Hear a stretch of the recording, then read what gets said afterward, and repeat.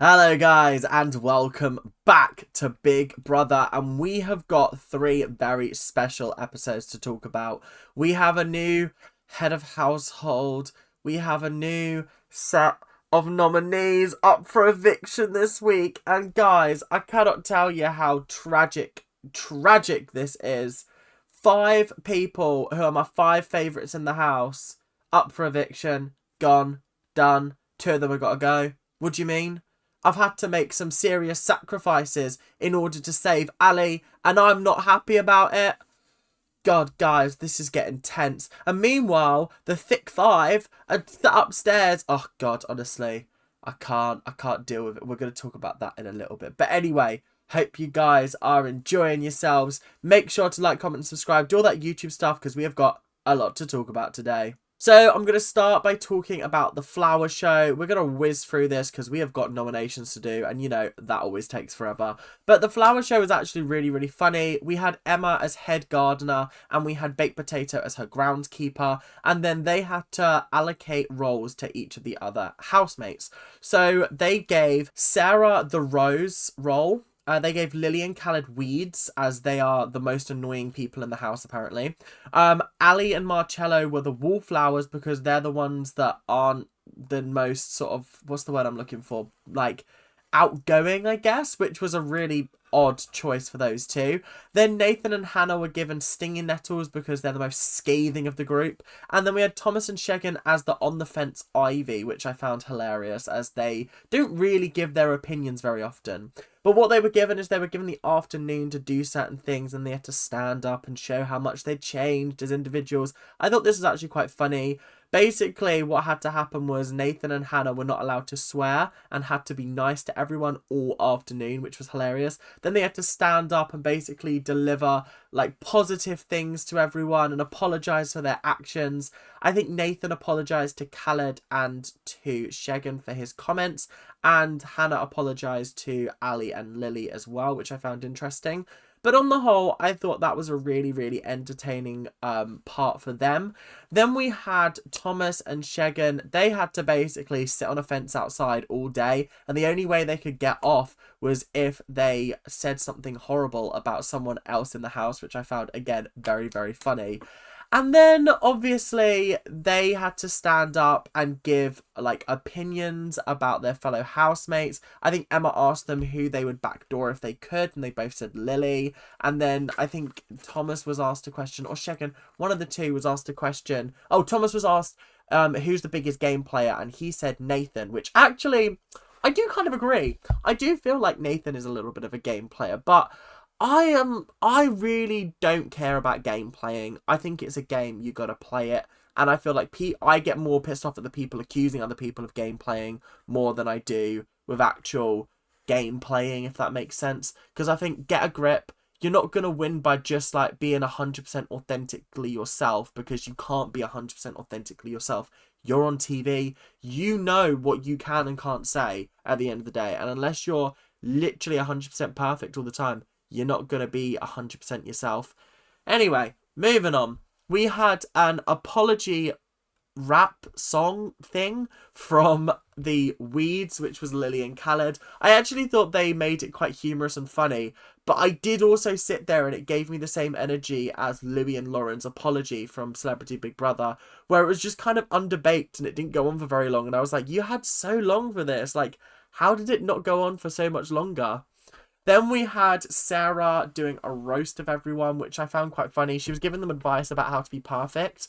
I felt like the comments were in good taste for the most part. The one about Khalid was fine at the start, but then it kind of just got a little bit personal. She was like, oh, come down from your ivory tower and spend time with the peasants. And I was like, oh, I don't know about that. It just, that felt a little bit off for me, but we'll talk about that in a second because I want to talk about Sarah versus Khalid anyway. And then last but not least, we had Marcello and Ali doing a little dance to Confident by Demi Lovato. It was definitely something. It was a sight to behold, and honestly, I gotta say, I was actually entertained by them, and I feel like this was a nice reparation of bridges between the two of them. Obviously not for long, but it was nice, and I think they deserved to win as well. And they had a little tea party with Emma and Baked Potato, I'm fairly certain. So yeah, on the whole, I thought this was a good, entertaining way to spend the episode. Let's move on. So it's probably time to talk about Sarah and Khalid. They obviously butted heads during that little challenge. I think Sarah did mean it entirely in jest, and so I feel like Khalid sort of took it super personally, and absolutely fair and valid. If he wants to take it personally, that's up to him. But I think freezing Sarah out and making her feel like she'd literally done the worst thing in the world, I was like, bro, just, you are one of these people that knows how to articulate themselves very, very well. So articulate yourself, talk to her, and be like, look, I didn't appreciate that you said that. I felt it was insensitive. I felt like it didn't sort of, it wasn't very funny, etc, etc, etc, etc. I feel like he just needed to say something to her rather than her being like, oh, are you okay? And he went, no. And she went, what do you want me to do? And he just went, move away. I was like, that was just a bit petty, a bit like mean at the end of the day. She was doing it in a task to be funny, etc, etc. If you had a problem with that, go talk to her privately, pull her up and be like, yo, I wasn't happy about that. Just so you know, no hard feelings, but like, just so you're aware, I was not happy with that. That's how the situation should have been resolved. But we've learned before that he has very poor conflict resolution skills. With Ali, it was like he'd just constantly come back and he'd start the thing up again. Like it ended up being squashed 3 or 4 times because every other time he'd bring it back up again and it would set her off again. And it's just poor. But I do like Khalid, but there are just these certain behaviours that do wind me up. So before we head on to our next big thing, I want to talk about a very funny part of the second episode that I'm going to be talking about. So this was Tuesday night's episode, and this was when Sarah was staging a sit-in in the diary room because she was upset, she was pissed off, and she was annoyed that they had still no food. And Big Brother tried everything to get her out. Playing farmyard noises, playing construction site noises, playing babies screaming, playing loud sirens. Nothing was working. She was staying, and she was coming up with all kinds of hilarious excuses as to why these sounds were really comforting to her. Like, oh, my dad works in construction. Oh, it reminds me of the farm. I just found that so funny. And then they started playing Lily's screams. I actually can't believe that they did that. Whoever in production thought that that was going to be the best way to get her out deserves a raise, because it was absolutely fucking hysterical and I loved it. So it's time to talk about the next head of household, and I don't even want to talk about the next head of household because it's so fucking diabolical. I think the head of household has been a good addition to the show. However, it has been mismanaged very poorly, and it's been very inconsistent as well. We had the first week where it was a game that decided it, and then they had to pick between 2 people. Fair enough. Second one, also a game to decide. Fair enough. Third week, it was a little bit more fair. Okay, cool. The last one, it just felt like it was favoritism and then left up to a random wheel spin. And I was like, oh, okay. I feel like there needs to be an element of, if you're going to do head of household, do it so that the head of household starts after nominations are made. Okay? So you go into nominations, you say the 2 people I want to evict are XYZ. And the person that I would like to nominate for head of household is XYZ. And then you can have like potentially a situation where someone is up for head of household but is also up for nomination. They can take themselves down and put someone else up. I think that's how it should work, because I think you should, if you're going to have immunity, people should still be able to nominate you. You can just take yourself down if enough people put you for head of household. So anyway, that's how I think it should work. But the way this worked was Emma had to get them into the secret bunker. She managed to get Ali upstairs, and then she had to fake an ankle injury for Khalid, and it was fucking awful. And then once everyone had gone, they went upstairs. But then Lily came in and watched Emma and Ali disappear into the wall. And then the most hilarious thing was she started calling it out. And then everyone was on wall watch, was just watching the wall until Khalid was basically like, guys, can you fuck off? Can you go into the bedroom, please, for the love of God? And then he went, I think we managed to get them out into the garden, and then he ran back in, ran up the stairs, and was like zooming through the wall, and he was like, thank God. And then Big Brother was like, yeah, you guys fucked that up big time. I'm shocked that no one clocked it before this, because they've been doing it very, very, like conspicuously. I feel like it's been very obvious when they've been doing it. But on the whole, I thought it was very funny. But they had to choose one person each. Obviously, Ali chose Lily. Khalid chose Marcello for some god unknown reason. And then Emma chose Sarah. So those three were the people up for head of household. Like I said, it was left up to a random wheel spin.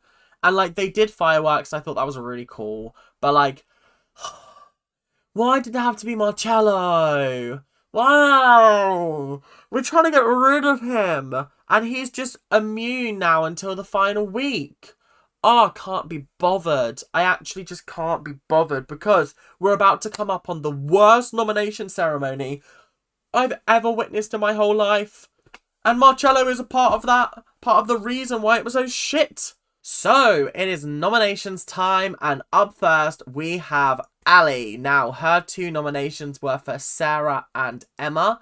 I thought these were odd choices personally, but I guess her decisions make sense. I thought she might have gone for maybe Hannah and Shegan, or like the upstairs crowd that is very much anti-Ali currently. But the reason why she voted for Sarah is because she just hasn't warmed to her, and she also felt like she was a little bit harsh on Khalid during that one challenge. And for Emma, it's because she makes bold choices but gives weak reasons. And I actually do agree with this. I think Emma is notorious for making controversial choices, like putting Khalid up for nomination, but then when she delivers it to the group, it's kind of almost like a softened blow. It's not exactly what she said. Same with Martha, same with Thomas, same with Ali, and also same with when she was nominating Face to Face. It felt like they were kind of weak reasons, but we know her true like feelings towards these people. So anyway, I agreed with Ali's choices when she explained them, but at first I was a little bit confused. Next up we have Lily, and she voted for Thomas because she feels like he gives unfair nominations, especially during the face-to-face, and he can also be quite rude, which I have found he can be quite demeaning to Lily especially, and like she can give as good as she gets, I will say that, but like I have noticed that Thomas isn't particularly nice to her, and it does just come from a resentful place, it looks like. With Khalid, she feels like he's very patronizing, even though he's only like 3 or 4 years older than her. She just feels like there's almost like this element of superiority that he has because of the way he talks to her. And I have noticed it a couple of times, and I do feel like that is the case. So I feel like that might be a fair nomination. Up next we have Khalid, and Khalid is voting for Lily and Nathan. It's nice to see that Ali and Khalid have, as far as I'm aware, never voted for each other. I know Ali's never voted for Khalid, but I can't remember whether Khalid voted for Ali in week 2 or 3. I can't remember. But anyway, the reason why he voted for Lily is because they're polar opposites, but he did say she is getting better, and I was like, yeah, fair enough. But also, I hate this whole, oh, but she's getting better thing. Like, just nominate her because you're fucking sick of her. Do you know what I mean? I'd rather you just say that than giving all these, but, oh, but this, oh, but that. No, just say you're fucking sick of her and have it done, because I'm fine with that. Do you know what I mean? Nathan, hard to get close to. Again, I wish Khalid would give the real reason of, I'm just a bit pissed off with the way he spoke to me last week, and the way that, like, it doesn't feel like he respects me as a person. I felt like we just need him better reasons, because you're nominating the right people, but you're giving shitty reasons why. Baked Potato was up next, and she nominated Khalid and Thomas. An interesting two for her, I didn't expect that. The reason why she voted for Khalid is because she feels like he is very patronizing towards Lily, and also felt like his nominations for Face to Face were a bit of a cop out. She didn't feel like they were genuine reasons why, and she felt like he was kind of copping out. And she also voted for Thomas, and she just went, yeah, tit for tat, basically. You voted for me, I voted for you. Cool. It was a cop out. You voted for me last week. An actual cop out. I can't believe that you voted for me. Like, what was the point? Like, give your true reasons. Do you know what I mean? Fair enough. I agree. I feel like both of those guys have had cop-out answers, especially, and Shegan as well. Shegan had a couple of cop-out answers over the time. But yeah, on the whole, I'm impressed. Hannah was up next, and she decided to nominate Emma and Ali. I found this very interesting because with Emma, she called out Emma for trying to always be on people's good sides. And I was like, that is actually something that I've noticed about Emma. But it comes under the whole sort of like game playing. You want to be on everyone's good sides because otherwise people are going to nominate you and you're going to go home potentially. So why would you not want to be friendly with everyone, try and make reparations for the fact that you had to nominate people last week? It's not an easy position to be in, and therefore, like, I can understand why she'd want to try and make reparations. With Ali, is because Ali voted for her last week. And also because apparently a couple of her friends have been leaving. And I was like, okay, where's this going? And she was like, oh, and she's been trying to make new friends within the house. And I just think that's game playing. And I was looking at her like, you just said it yourself. Some of her friends have left the house. She doesn't have many left now. What is she meant to do? Just sit on her own with Lily all day? Like, of course she's going to engage with other people. Of course she's going to want to talk to other people because the people that she did have to hang out with are no longer here. So she's got to find other people to hang out with. It's not game playing. It's not trying to get in people's good books. Oh, I hate this forced Ali hatred of like, oh, she must be game playing. Does she have to be game playing if she's just talking to people in the house and she's deciding to, oh, okay, I'm going to get to know this person now? Who cares? Emma was up next and she voted for Lily and Ali. Again, I was shocked that she decided to vote for Ali. The reason why she voted for Lily is because she felt like Lily single-handedly ruined the luxury shopping budget. I think as much as it wasn't just Lily's fault, Lily was the only person that did it, like, consciously. Like, everybody else, like, a little bit of chicken, eating it and being like, oh, shit, oh, well, whatever. Or, like, the honey in the tea, the seasoning on the potatoes. The bowl of Cocoa Pops from Hannah was a piss take. But Lily did eat an entire chocolate bar and had chocolate pizza. So, yeah, honestly, yeah, fair, honestly. And with Ali, it's because Ali protects Lily, but doesn't sort of help her in the sense of, like, becoming a better person. She kind of enables it. I have said this. I have said that Ali does enable the behaviour, and it can be quite uncomfortable at the same time, but equally, I think she's just entertained by Lily, and she's just using Lily as, like, not using Lily, but she's, like, treating Lily as, like, this little, like, guinea pig of, like, oh my god, I find human beings fascinating, and she's just loving to see this chaotic energy in the house. I think that's why Ali and Lily get on so well, is because she's so chamomile, and Lily's so chaotic. So next up, we have Marcello voting for Lily and Ali. Now, I think at this point in the series, I've not thought this just for this one, but I've thought it all along. I don't think Head of Household should be able to nominate if they're able to influence nominations at the end. I think it should be a mystery to them, and then they get to choose either kill a nomination or save and replace. They shouldn't get votes in general. That being said, Marcello did vote for Lily and Ali. Lily because he feels like she's a game player. Yawn. Bore off with that comment. Second of all, Ali, he just feels like he can't be himself around her because he doesn't know whether a joke's going to upset her or not. I mean, that just kind of shows you the kind of person he is, isn't it? Like, I can't be myself and make jokes because someone is going to call me out for them. Yeah, come on, peeps. Come on. Shegan decided to vote for Lily and Ali as well. It's getting a bit repetitive at this point. Lily because she's a rule breaker. Lily's actually broken the second most amount of rules. It's actually Nathan that's broken the most. I just found that interesting. And she was also the person that put them on basic rations. With Ali, again, mentioned the same thing that Hannah did. Oh, she's deciding to hang out with new people. She must be game playing. Yeah, fuck off, Shegan. Like, honestly. Mr. I'm going to flirt with Hannah until it doesn't suit my needs, but there's someone on the outside that I actually really like. Like, come on. Anyway, moving on to Thomas. Thomas decided to vote for Emma and for Lily. Emma was just a tit for tat vote. She nominated him for eviction last week. He's going to nominate her for eviction this week. With Lily, he feels like she makes him a scapegoat for when she's angry. You just piss her off, mate. That's literally what it is. If you can't handle it, get out of the kitchen. Do you know what I mean? The last person is Sarah, and she decided to vote for Lily because obviously Lily is getting better, but she's still jarring. And Khalid because of his sensitivity over the joke and the fact that he kind of dealt with it in a poor way, which I understand. So, at the end of those nominations, the people up for eviction were, in no particular order, Thomas, Khalid, Emma, Lily, and Ali. And I was sitting there going, okay, we've got Thomas up there. That's perfect. That gives us a scapegoat. And then I'm happy to sacrifice Lily. I'm happy to sacrifice Lily if need be to save Ali, Khalid, and Emma. If only that was the case. So obviously, we've got the final nominations to talk about. And I'm so fuming because Marcello got the option of kill a nomination or save and replace. And he decided to save and replace Thomas with baked potato. And I actually just sat there and I was like, I cannot believe what I'm watching right now. So I'm going to tell you guys, I have put all 5 of my votes to evict Khalid. Why have I done that? Because I'm hoping that I'm happy if Lily goes. I'm happy if baked potato goes.